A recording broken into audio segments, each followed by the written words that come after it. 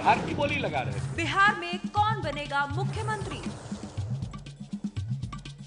कौन बनेगा मुख्यमंत्री? जहानाबाद से मैं अभिसार शर्मा आपका स्वागत करता हूं।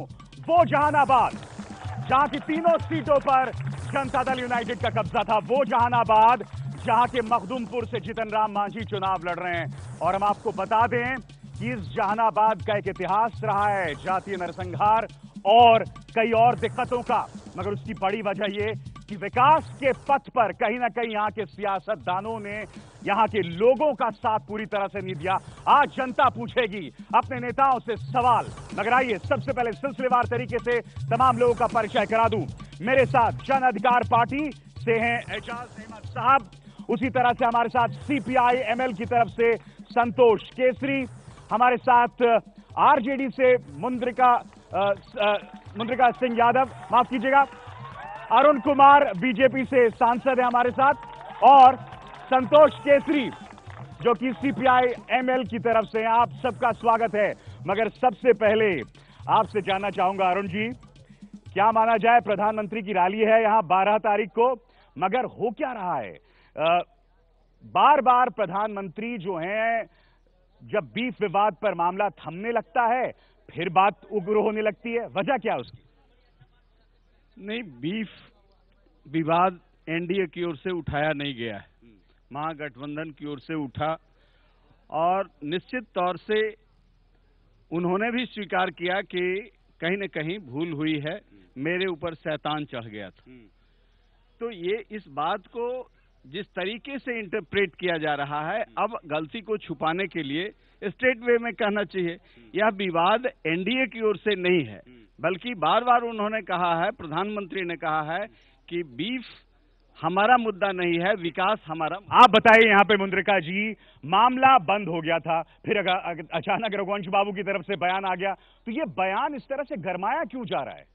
ये आपका, पहले मैं एबीपी न्यूज चैनल के आए हुए सभी साथियों का मैं हार्दिक स्वागत करता हूं मगध की पावन धरती पर।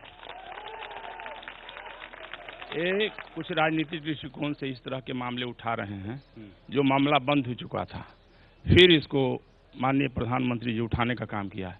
ये साफ तौर से उनका दृष्टिकोण राजनीतिक है, और लेकिन उससे कोई उनका अंतर पड़ने वाला नहीं है, कोई फायदा होने वाला नहीं है।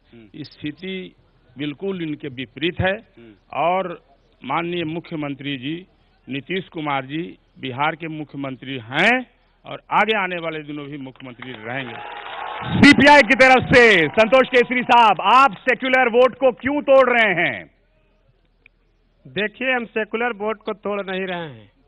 अगर सचमुच कहा जाए तो बिहार में असली सेकुलर जो है वामपंथी पार्टियां ही है, और पहले भी रही है और आज भी है। ऐसा है क्या? बिल्कुल नहीं, ये जो है सीधे तौर से लड़ाई है। एक और सांप्रदायिक शक्तियां हैं, आपके साथ वामपंथी नहीं है, तो आप कैसे सेक्युलर होने का दावा कर सकते हैं? नहीं, वो हमारा जो मोर्चा बना है राजद, जदयू और कांग्रेस का, तत्काल वो निश्चित रूप से सेकुलर मोर्चा है और धर्मनिरपेक्ष है।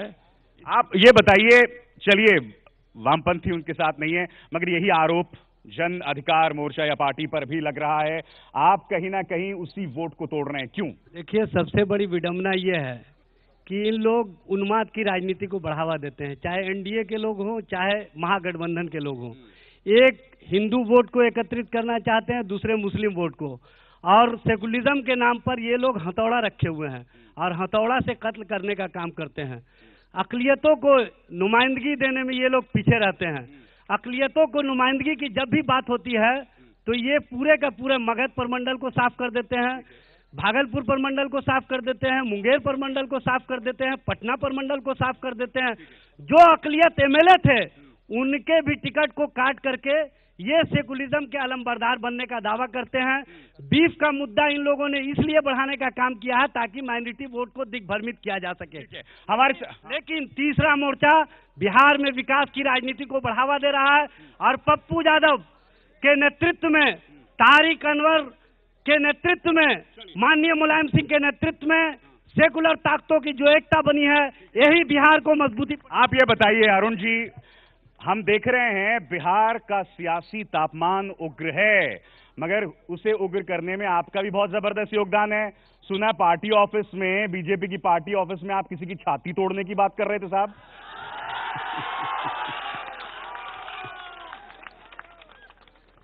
इतनी नफरत साहब हैं? नहीं, नफरत देखिए, उस विषय को मैंने पहले भी नरेट किया है और कभी कभी इमोशन में कोई बात निकल जाती है। मैंने कहा कि उसका मतलब है अहंकार तोड़ना।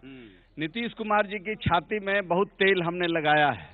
14 वर्षों तक उनको सत्ता में बैठाने का, जब लालू यादव के खिलाफ लड़ रहे थे तो अरुण कुमार उनके छाती को मजबूत कर रहे थे। लेकिन जब अनंत सिंह का काली गाय का दूध पी पी करके और उनको धोखा देने लगे और उसी बहाने एक जाति विशेष को टारगेट किया, तो जरूर गुस्से में हमने ये बात। और सुना है आज लालू जी ने इसका जवाब भी दिया अरुण कुमार जी की बात कर रैली में। निश्चित रूप से इन बातों का लोकतंत्र में कोई वजूद नहीं होता है। ये उन्मादी बातें हैं और ऐसे बातों का जनता नोटिस नहीं लेती है। और हमारा मूल सिद्धांत है सामाजिक न्याय और धर्मनिरपेक्षता। इलेक्शन हो नहीं हो, चुनाव हो नहीं हो, लेकिन वह हमारा बुनियादी वसूल है सामाजिक न्याय धर्मनिरपेक्षता। हर कीमत पर उसे हम। ये बताइए ना, ये क्या है?